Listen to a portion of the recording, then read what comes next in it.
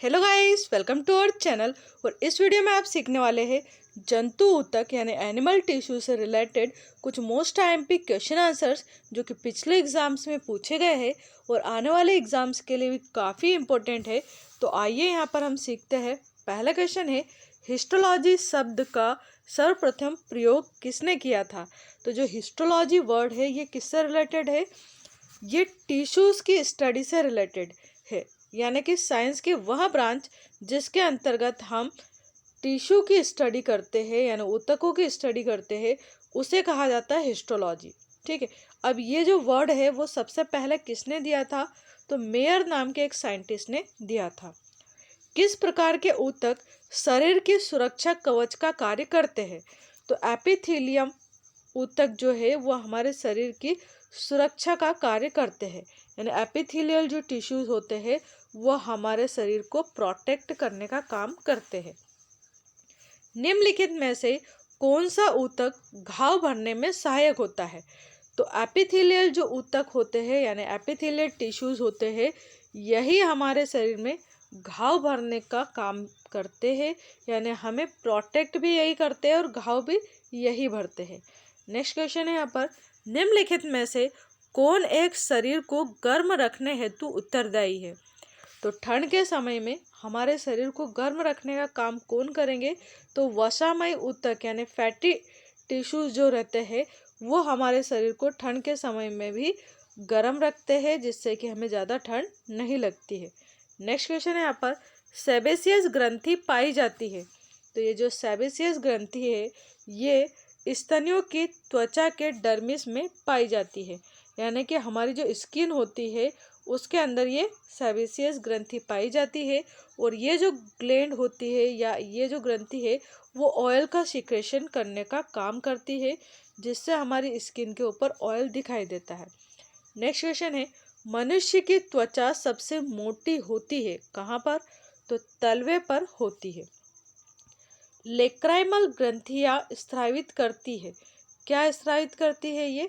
तो आंसू स्रावित करती है और ये हमारी आँख में पाई जाती है।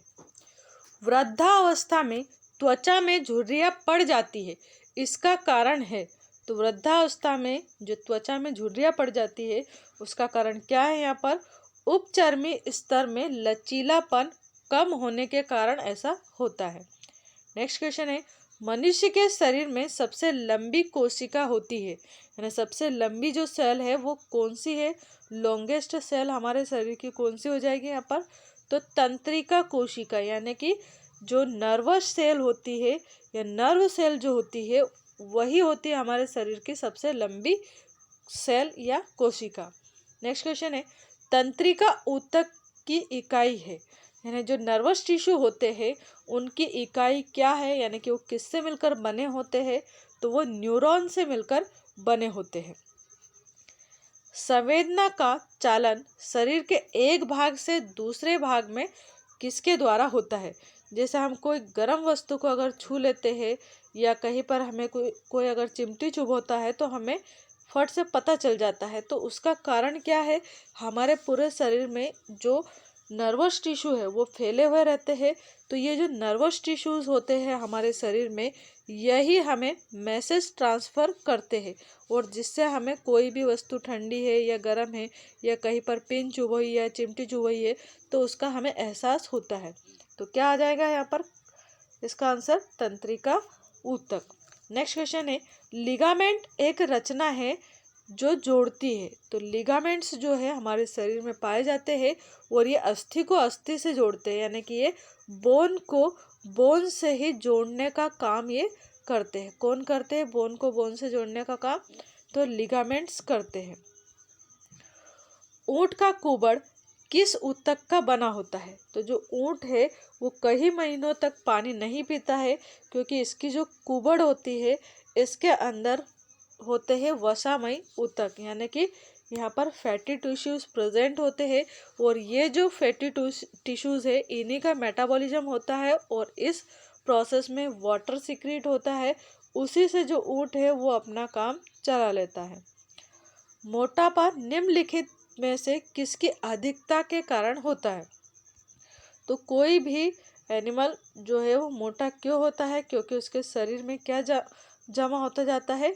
वसा ऊतक, यानी कि फैटी टिश्यूज अगर जमा होते जाएंगे हमारे शरीर में तो हम धीरे धीरे मोटे होते जाएंगे। निम्नलिखित में से कौन ऊतक का उदाहरण है?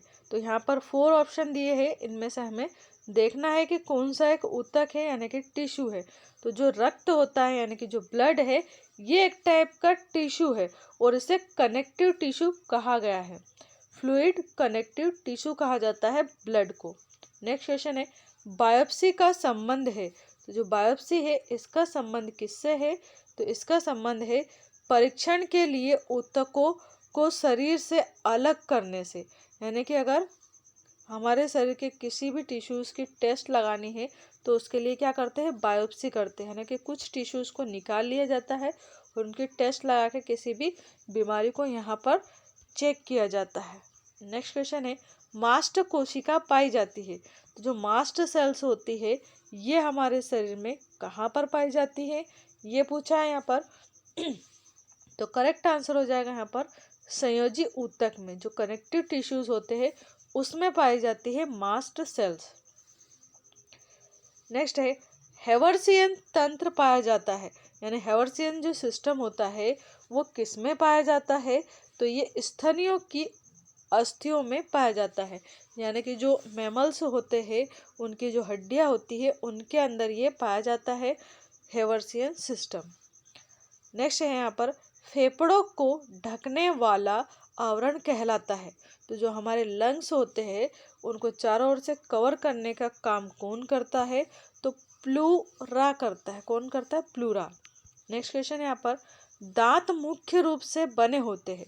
तो हमारे जो दांत होते हैं ये मुख्य रूप से किसके बने होते हैं? तो ये डेंटाइन के बने होते हैं। किसके बने होते हैं? डेंटाइन के। दांत का शिखर किसका बना होता है? तो दांत का जो शिखर है ये एनामिल का बना होता है और कहा जाता है कि जो एनामिल है ये हमारे शरीर का सबसे कठोर पदार्थ होता है। कौन सा होता है सबसे कठोर पदार्थ हमारे शरीर का? तो एनामिल। अगर सबसे कठोर हड्डी पूछी जाए हमारे शरीर में कौन सी होती है? तो हमारे जबड़े की जो हड्डी होती है, नीचे वाले जॉ की हड्डी जो होती है वो होती है सबसे ज़्यादा मजबूत। नेक्स्ट क्वेश्चन है यहाँ पर, नाभि रज्जु है यानी कि एम्निकल जो कॉर्ड होती है वो क्या है यहाँ पर? तो ये क्या है? प्रौढ़ संयोजी ऊतक है।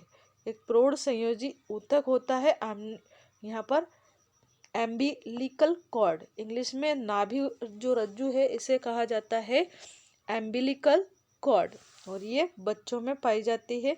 जो नाभि नाल पाई जाती है उसी को कहा गया है एम्बिलिकल कॉर्ड। यहाँ पर जब बच्चा गर्भ में रहता है माँ के, तब उसकी नाभि से जो एक नाल निकलती है, पाइप लाइक स्ट्रक्चर होती है, उसी को नाभि रज्जु कहा गया है। यहाँ पर एम्बिलिकल कॉर्ड कहा गया है। तो ये क्या है? एक टाइप के प्रौढ़ संयोजी ऊतक होते हैं।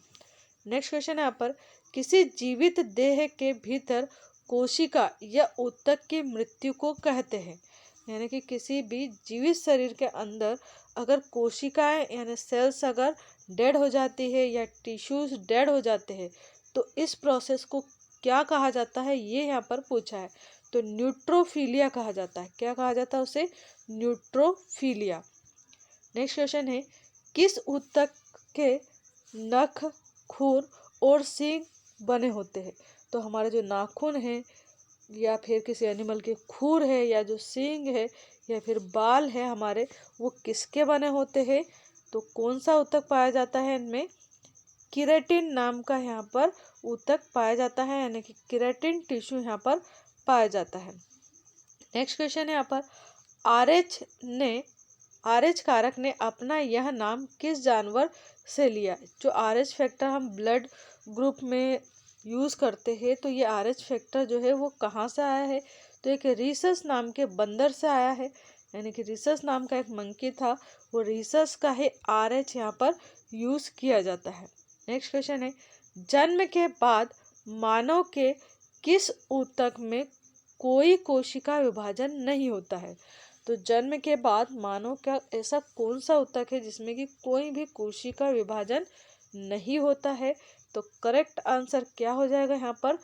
तंत्रिका, यानी कि जो न्यूरॉन होते हैं उनमें किसी भी टाइप का सेल डिवीजन नहीं होता है।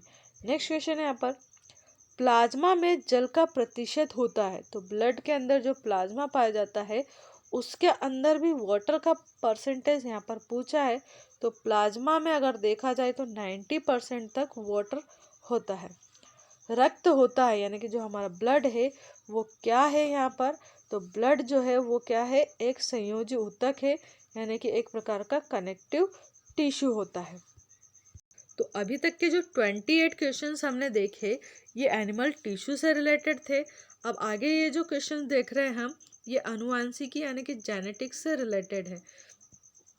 तो आइए यहाँ पर सीखते हैं। पहला क्वेश्चन है, आनुवांशिकता के जनक कहे जाते हैं। तो आनुवांशिकता के जो जनक है यानी कि फादर ऑफ जेनेटिक्स किसे कहा गया है, तो मेंडल को कहा जाता है। आनुवांशिकी इकाई है, तो जो आनुवांशिक यानी जेनेटिक है वो किसकी इकाई है, तो ये जीन की इकाई होती है। आनुवांशिक यूनिट अर्थात जीन होते हैं, तो जो जीन है वो होते हैं कहाँ पर होते हैं, तो जीन जो है वो गुणसूत्रों यानी कि क्रोमोसोम्स के ऊपर पाए जाते हैं। जैसे इस टाइप से क्रोमोसोम्स होते हैं तो इनके ऊपर इस टाइप की स्ट्रक्चर होती है क्रोमोसोम्स की, है ना। तो इनके ऊपर ऐसे डॉट लाइक स्ट्रक्चर होती है दाने जैसी, उन्हीं को कहा गया है जीन। तो यहाँ पर क्या पूछा है कि जीन कहाँ प्रेजेंट होते हैं, तो ये गुणसूत्र यानी क्रोमोसोम के ऊपर प्रेजेंट होते हैं। जीन है, तो जीन क्या है, यहाँ पर क्या हो जाएगा, यहाँ पर करेक्ट आंसर इसका जीन जो है वो डीएनए का एक भाग है। क्या है जीन, डीएनए का ही एक भाग है। सर्वप्रथम प्रयोगशाला में जीन का संश्लेषण करने वाले वैज्ञानिक है। तो ऐसे साइंटिस्ट कौन है जिन्होंने आर्टिफिशियली जीन सिंथेसाइज कर लिया था, तो वो है हरगोविंद खुराना, डॉक्टर हरगोविंद खुराना, और इसके लिए इन्हें नोबेल प्राइज भी मिला था, और ये इंडिया के रहने वाले। नेक्स्ट क्वेश्चन है, एक जीन एक एंजाइम सिद्धांत प्रतिपादित किया था। तो एक जीन एक एंजाइम का जो सिद्धांत है वो किसने दिया था, यानी कि ये जो प्रिंसिपल है वो किसने दिया था, तो बीडल व टेटम ने दिया था। बीडल व टेटम नाम के जो साइंटिस्ट थे इन्होंने एक जीन एक एंजाइम का जो सिद्धांत है ये दिया था, और मोस्ट आईएमपी क्वेश्चन है ये, कई बार एग्जाम में पूछा जाता है। जीन को व्यक्त किया जा सकता है, तो जो जीन है उसे किस प्रकार से व्यक्त किया जा सकता है, तो 4 ऑप्शन दिए इसमें। पहला है आनुवांशिकता की इकाई के रूप में, या फिर डीएनए का एक भाग है, या फिर उत्परिवर्तन की इकाई है।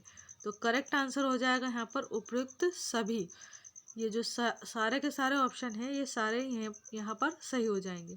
नेक्स्ट है, जीन का वर्तमान नाम देने वाले वैज्ञानिक कौन है, तो जीन का जो वर्तमान नाम है वो किसने दिया है, जोहानसन ने दिया है। किसने दिया है, जोहानसन ने। तो यहाँ पर ट्रिक से इसको याद रख सकते हैं कि जो जीन वर्ड है वो जोहानसन ने दिया है, ज से जीन और ज से ही जोहानसन। नेक्स्ट आईएमपी क्वेश्चन है यहाँ पर हमारा, कोशिका में पाया जाने वाला आनुवंशिक पदार्थ है, यानी सेल के अंदर जो जेनेटिक पदार्थ है यानी सब्सटेंस पाया जाता है वो क्या है यहाँ पर, तो करेक्ट आंसर क्या है, डीएनए। आप सभी को पता होगा कि हमारे पेरेंट्स के जो कैरेक्टर है वो हमारे अंदर डीएनए के कारण ही आते हैं। नेक्स्ट है यहाँ पर, प्रयोगशाला में सर्वप्रथम डीएनए का संश्लेषण किया था। तो लैब में सबसे पहले जो डीएनए है इसका भी संश्लेषण किसने किया था, तो खुराना ने किया था। किसने किया था यहाँ पर, खुराना ने किया था। जबकि एक और अपन ने ऊपर देखा था यहाँ पर क्या था, सर्वप्रथम प्रयोगशाला में जीन का जो संश्लेषण है वो भी खुराना ने किया था। ये जो खुराना है इनका पूरा नाम क्या है, डॉक्टर हरगोविंद खुराना, और इसके लिए इन्हें नोबेल प्राइज भी मिला था। नेक्स्ट क्वेश्चन देखते हैं अब यहाँ पर हम, डीएनए का डबल हेलिक मॉडल किसने दिया। तो डीएनए का जो डबल हेलिक मॉडल है ये सबसे पहले किसने दिया था, क्या हो जाएगा यहाँ पर करेक्ट आंसर, तो वाटसन एंड क्रिक। वाटसन और क्रिक नाम के 2 साइंटिस्ट थे, इन्होंने सबसे पहले डीएनए डबल हेलिक्स के बारे में बताया था। माता पिता के गुण उनकी संतानों में किसके द्वारा स्थानांतरित होते हैं, तो किसके द्वारा होते हैं, गुणसूत्रों के द्वारा होते हैं, यानी क्रोमोसोम के द्वारा होते हैं। किस कारण एक माता पिता की सभी संतानें एक समान नहीं होती? तो किसके कारण ऐसा होता है? आनुवांशिक विभिन्नता के कारण तथा वातावरण की विभिन्नता के कारण, यानी कि यहाँ पर सी ऑप्शन सही हो जाएगा, उपयुक्त दोनों। मनुष्य में द्विगुणित क्रोमोसोम की संख्या है, यानी कि हमारे शरीर में कितने जोड़ी क्रोमोसोम पाए जाते हैं। तो अगर जोड़े में पूछे या द्विगुणित क्रोमोसोम पूछे तो 23 आ जाएगा, 23 जोड़ी। जबकि अगर यूँ पूछा जाए कि एक सामान्य मानव शरीर की कोशिका में गुणसूत्रों की टोटल संख्या कितनी होती है, तो आंसर हो जाएगा 46, यानी 46। पुरुष में पुरुषत्व के लिए कौन सा गुणसूत्र संयोजन उत्तरदायी है? यानी कि जो मेल चाइल्ड होता है उसके लिए यहाँ पर कौन सा यहाँ पर गुणसूत्र का संयोजन उत्तरदायी हो जाएगा? तो हमें पता होना चाहिए कि अगर XX क्रोमोसोम रहते हैं तो जो भी बेबी आता है वो क्या रहेगा? फीमेल रहेगा।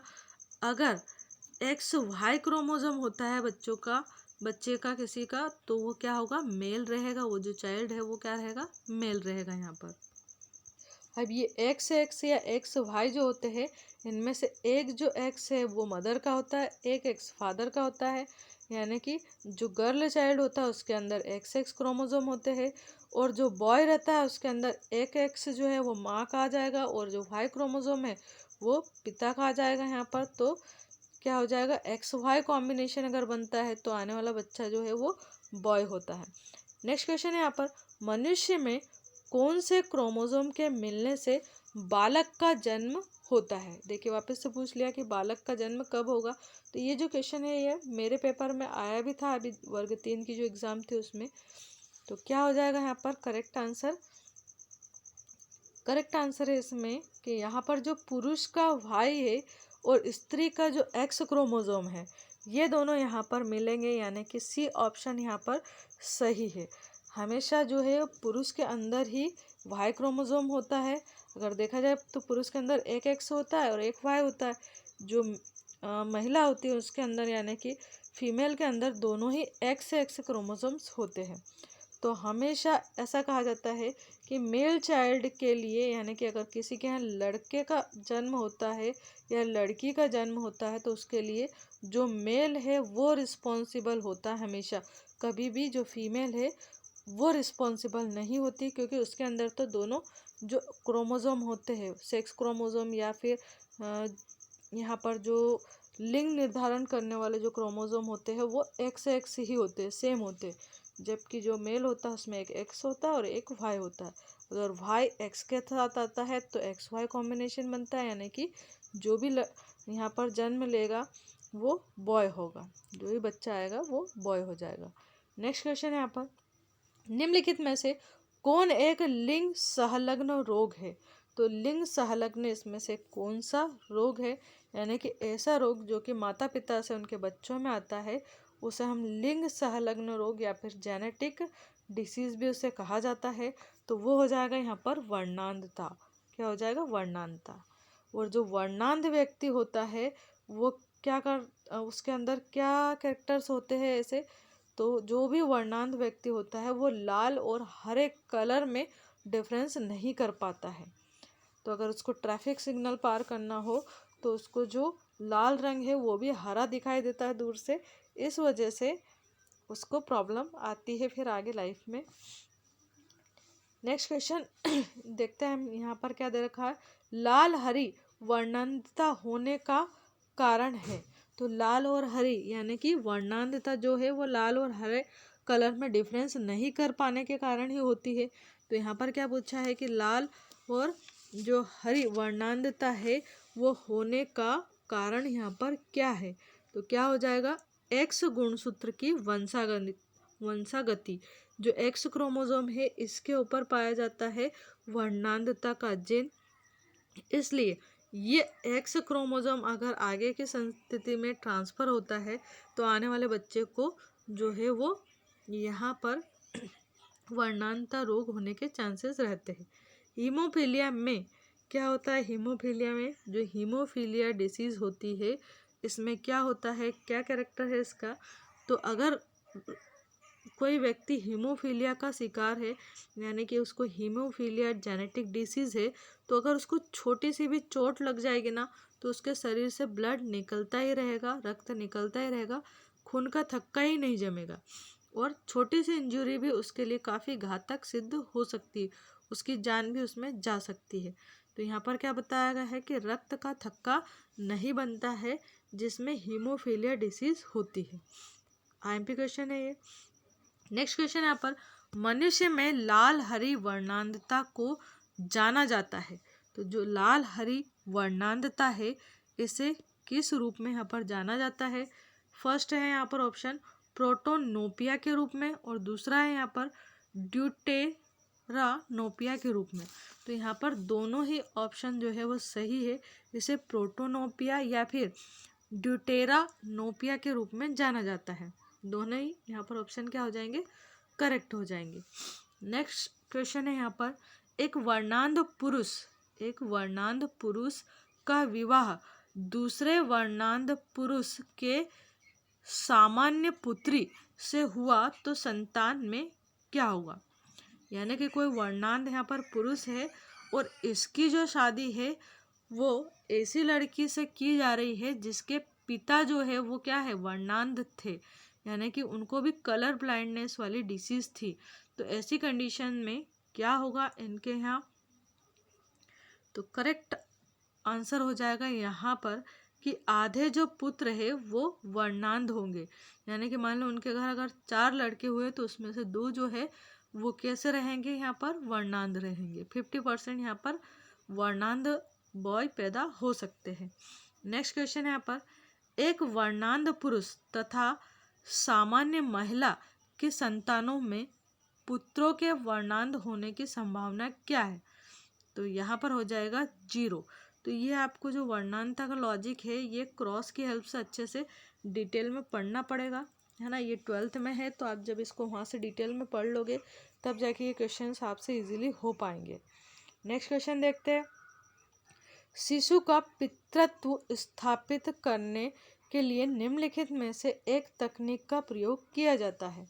यानी कि मान लो कोई शिशु है और कोई बच्चा है और वो गुम हो जाता है और बाद में जब मिलता है तो उसके जो पेरेंट्स पालने वाले रहते हैं और उसको जन्म देने वाले जो पेरेंट्स होते हैं, दोनों के बीच में अगर लड़ाई होती है कि दोनों बोलते हैं कि ये मेरा बेटा है, दूसरा बोलता है ये मेरा है ना। तो ऐसे केसेस में जो पितृत्व है, यानी कि कौन उसके रियल मदर फादर है, ये सिद्ध करने के लिए क्या किया जाता है, डीएनए टेस्ट किया जाता है ना। डीएनए टेस्ट की हेल्प से यहाँ पता लगाया जा सकता है कि उसके रियल जो पेरेंट्स है वो कौन से हैं। तो उसमें क्या करते हैं, डीएनए फिंगरप्रिंटिंग की मदद से यह काम किया जाता है। नेक्स्ट क्वेश्चन है, जिन शब्द किसने बनाया था। तो जो जिन शब्द है ये सबसे पहले किसने बनाया था, तो WL जोहानसन ने बनाया था। इससे पहले भी क्वेश्चन रिपीट हुआ है। वर्णांधता वाले व्यक्ति को लाल रंग दिखाई देता है। तो ऐसा व्यक्ति जिसको कलर ब्लाइंडनेस डिसीज है, यानी कि जो वर्णांध है, उसे लाल कलर जो है वो कैसा दिखाई देगा, तो लाल जो रंग है या कलर है वो उसे हरा दिखाई देगा। एक वर्णांध पुरुष एक सामान्य महिला से विवाह करता है। क्या कहा है यहाँ पर, एक वर्णांध जो पुरुष है वो एक सामान्य महिला से अगर विवाह करता है तो वर्णांधता के लक्षण उत्पन्न होंगे। किसमें उत्पन्न होंगे ये पूछा गया है यहाँ पर। तो पुत्रियों के पुत्रों में, यानी उनके घर जो लड़कियां होगी और उनके यहाँ जो लड़के होंगे, यानी पुत्रियों के पुत्रों में हमें यहाँ वर्णांधता जो रोग है वो देखने को मिल सकता है। नेक्स्ट क्वेश्चन है, निम्नलिखित में से कौन सी व्याधि अनुवांशिक है। तो इसमें कौन सी व्याधि जो है वो अनुवांशिक है, यानी कौन सी डिसीज एक जेनेटिक डिसीज है। तो हीमोफीलिया जो है वो एक जेनेटिक डिसीज है, बाकी जो है वो जेनेटिक डिसीज यहाँ पर नहीं है। डीएनए अंगुली छापन यानी डीएनए फिंगरप्रिंटिंग जो टेक्निक है, इसका उपयोग किसके संसूचक के लिए किया जाता है। तो इसका जो उपयोग है वो किस में यूज़ किया जाता है? तो विवादित जनकता में, यानी कि जब किसी एक बच्चे के एक से अधिक माता पिता रहते हैं, यानी कि वो दावा करते हैं कि ये हमारा बेटा है, दूसरी फैमिली भी दावा करते हैं ये हमारा है, तो वहाँ पर प्रूव करने के लिए कि कौन इसके रियल पेरेंट्स है, ऐसे केसेस में डीएनए फिंगरप्रिंटिंग का यूज़ किया जाता है। जो उसके रियल पेरेंट्स होते हैं उन्हीं से उसका डीएनए मैच होता है। गुणसूत्र में होते हैं, तो जो गुणसूत्र होता है उसमें क्या होता है ये यहाँ पर पूछा है। तो गुणसूत्र जो यानी कि क्रोमोसोम जो होते हैं उनमें डीएनए होता है और प्रोटीन होता है। डीएनए फिंगरप्रिंटिंग यानी अंगुली छापन का प्रयोग किसकी पहचान में किया जाता है? तो यहाँ पर ऑप्शन चेंज कर दिए हैं। अब देखिए, जो डीएनए फिंगरप्रिंटिंग है इसका यूज़ हम जो जनकता है यानी कि पितृत्वता जो है उसको सिद्ध करने में तो करते ही है, इसके अलावा यानी कि उसके जो रियल पेरेंट्स हैं उनको सिद्ध करने में करेंगे। इसके अलावा बलात्कारी का पता लगाने या चोर का पता लगाने में भी इस टेक्निक का यूज़ किया जाता है। नेक्स्ट है, जेनेटिक्स निम्नलिखित में से किसका अध्ययन है? तो जो जेनेटिक्स है इसके अंतर्गत हम किसका अध्ययन करेंगे यानी स्टडी करेंगे? तो आनुवंशिकता और विचरण, आनुवंशिकता और विचरण का यहाँ पर हम अध्ययन करते हैं। नेक्स्ट क्वेश्चन है, लैंगिक जनक से आनुवंशिक विचरण कैसे होता है? तो लैंगिक जनक से जो आनुवंशिक विचरण है वो किस प्रकार से होगा ये यहाँ पर पूछा गया। तो फर्स्ट ऑप्शन है जीन के सम्मिश्रण से, दूसरा है क्रोमोसोम में बदलाव से, तीसरा है जीन के मिश्रण से। तो करेक्ट आंसर हो जाएगा यहाँ पर उपयुक्त सभी। जो लैंगिक जनन से आनुवंशिक विचरण है उसमें ये सभी ऑप्शंस यहाँ पर यूज हो जाएंगे यानी कि करेक्ट रहेंगे। नेक्स्ट क्वेश्चन है, जीन के भीतर अनुक्रम आधार परिवर्तन कहलाता है। तो जीन के भीतर जो अनुक्रम आधार परिवर्तन है यानी एक के बाद एक जो चेंजेस आते हैं जीन के अंदर उन्हें हम क्या कहेंगे? तो उन्हें हम कहते हैं उत्परिवर्तन। उत्परिवर्तन यानी कि अचानक जो चेंजेस आ जाते हैं जीन्स के अंदर और उसकी वजह से जो भी संतति है उनके अंदर भी अचानक से हमें चेंज देखने को मिलते हैं।